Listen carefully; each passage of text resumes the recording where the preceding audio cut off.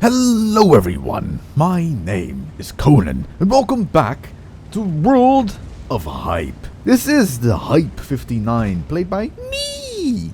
And this tank is sort of legendary. It's not available anymore, it's not been available for a couple of more than 2 years now. And the only way to get it is either win a prize by Wargaming, win it in a giveaway, or work for Wargaming and give it yourself. The thing is, it's not that good. I'm not kidding, it's not that good. Its DPM is terrible, its aim time is longer than it would take for a rocket to enter space if it was fired from the bottom of the ocean, and if I'm really honest, I think the T-44-100 is a better tank than this.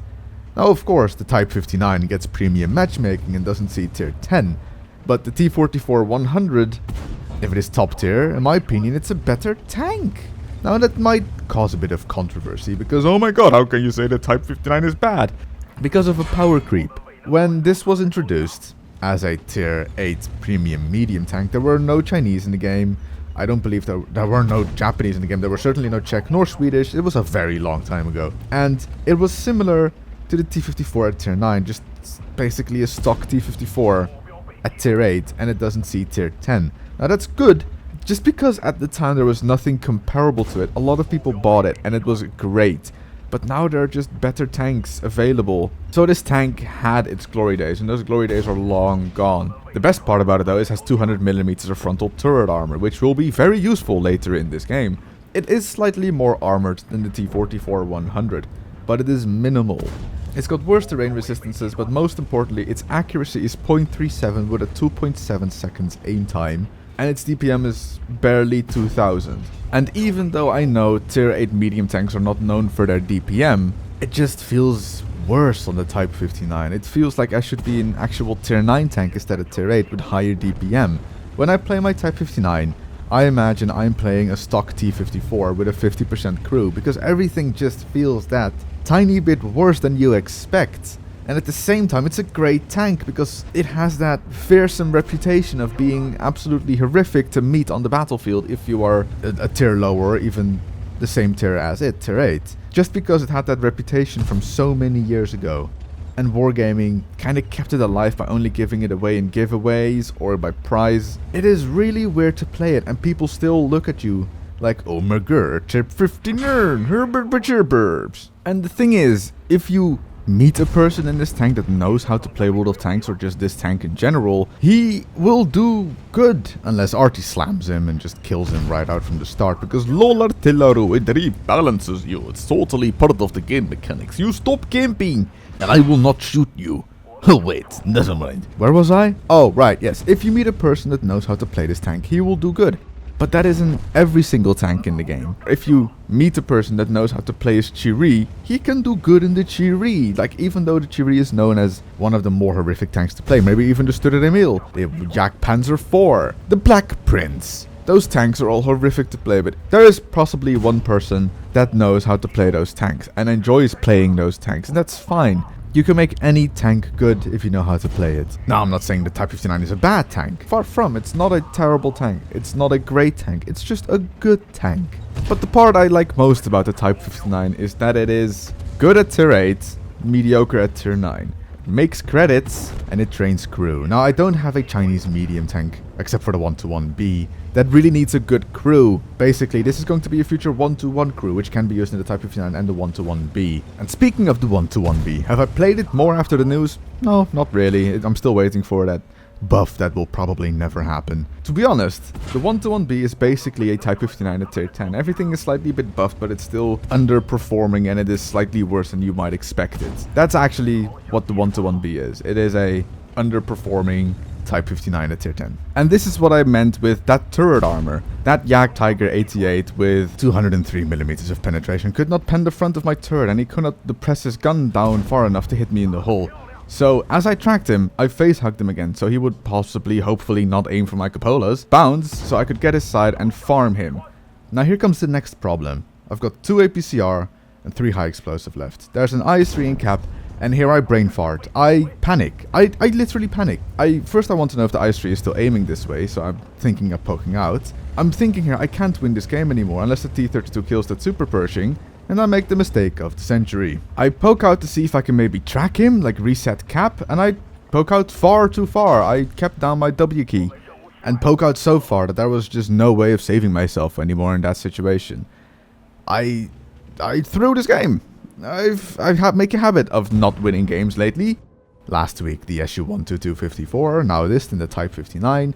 And this T-32 knows that the game is basically lost and he decides to ram the Super Pershing and reset his own cap, which is interesting.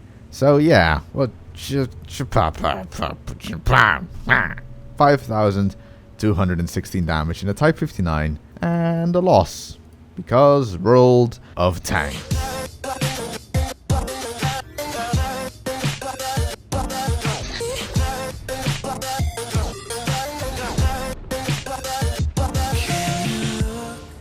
Can I look? Can I look at what? I can look. Yes, I can. Anyway, you have missed nothing in this game so far. I skipped to basically 3 minutes into it because Tipperty drove down to F1 and then drove back up to base again, which is basically doing now. He hasn't seen anyone and he just been spotted for basically the first time. Fun fact about the KV-3 is that it used to be tier 6. It used to be a tier 6 heavy tank coming from the KV. This was when the KV and the KV-2 were still one tank and you could mount the 152mm derp on a tier 5 heavy tank with the KV-2 turrets. It was a weird time back in World of Tanks. I believe there was also, I can't remember if there was +3, -3 matchmaking at that point, but the KV-3 used to be a tier 6 heavy tank. They moved it up to tier 7 and I believe introduced the KV-4, the ST1 and moved the IS-4 to tier 10. Introduced the IS-8 before the IS-7 after the IS-3. It's a bit complicated, but what you have to know is you went from KV to KV-3 to IS to IS-3. That's how it used to go. So the KV-3 was actually a pretty damn good tank at tier 6. And now at tier 7 it is, well, underwhelming.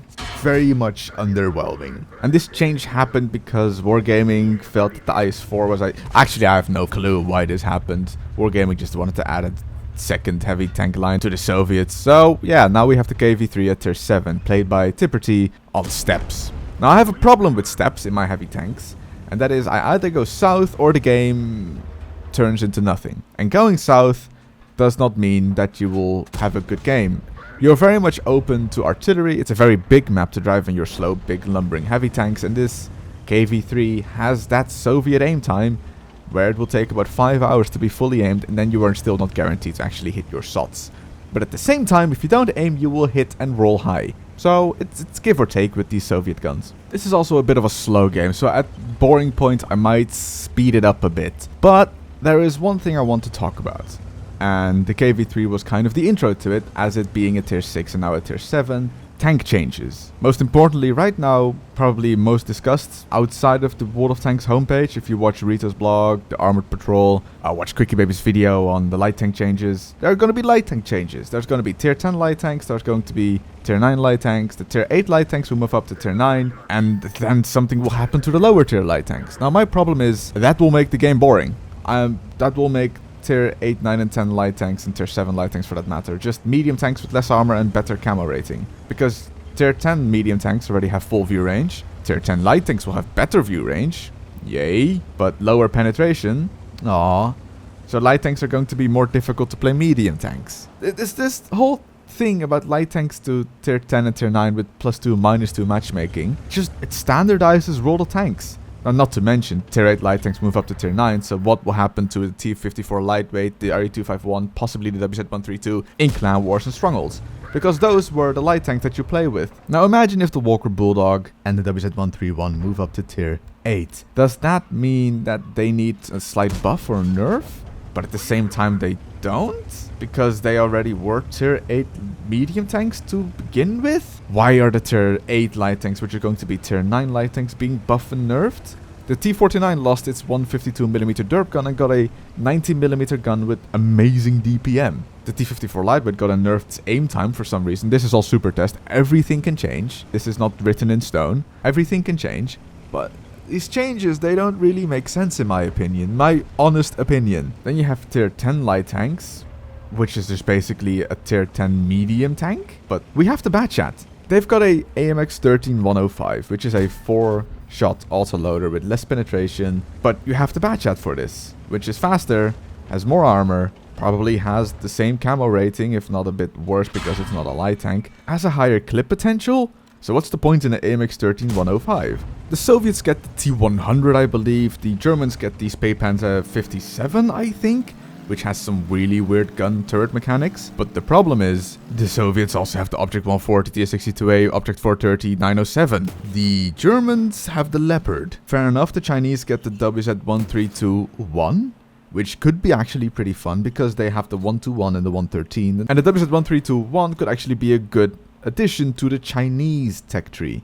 Alright, so basically what I'm trying to say here is I think that tier 9 and tier 10 light tanks are not going to be really adding anything to the current gameplay. You have tier 8 light tanks to spot at tier 10 because they are supposed to be difficult to play. That was the whole thing about light tanks. They're extremely difficult to play, but if you know how to play them, they are so satisfying. But now that we have a tier 10 light tank, is only gonna see tier 10. Will a tier 10 light tank be extremely overpowered against tier 8 light tanks? Because right now, light tanks are already being overshadowed by tier 10 medium tanks, so a tier 8 light tank versus a tier 10 light tank, what's even the point of playing the tier 8 light tank?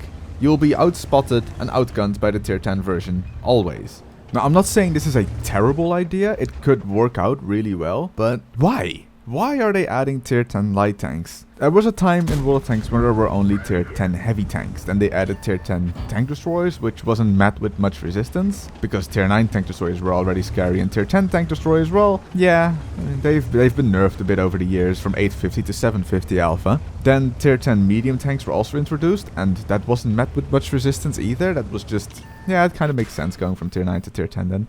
Then they added tier 10 artillery, and people still wonder why artillery is in the game, so that was met with a lot of resistance. And the tier 10 light tanks, I've been asking around a bit, and it is more of a, why are they exactly doing this? With a couple of, yeah, it could be fun. So Wargaming has to properly implement this and make it really good, or it's just going to be another, why Wargaming? Why you do this? Now, it's their game, and of course they are allowed to do with it what they want, but you have to listen to your community sometimes. I'm not sure what the community thinks of the tier 10 light tanks. Maybe they love it, and then sure, go ahead with it. But if it meets a lot of resistance, I strongly would consider to think about actually doing this change. Like artillery. The whole community hates artillery, that it's still in the game because you cannot suddenly remove it. So, yeah, I mean, I don't like artillery myself.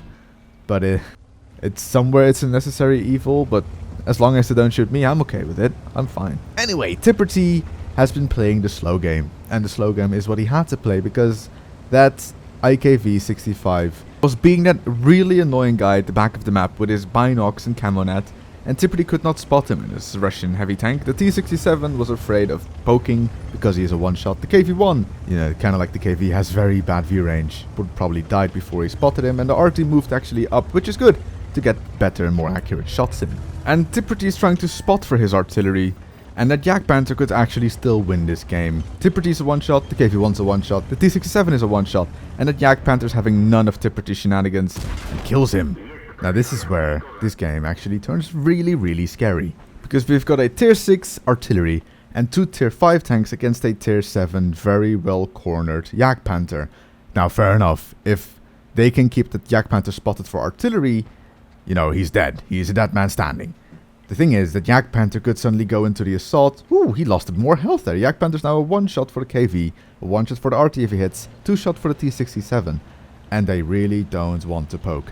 Because, oh, RT, why'd you miss this? Yeah, if that Yak Panther hits a shot in, he can just go and assault. But the T-67's got the side of the Yak Panther. All you have to do is hit your no-go shells T-67. Hit your shot. KV-1's trying to poke over, gets the kill.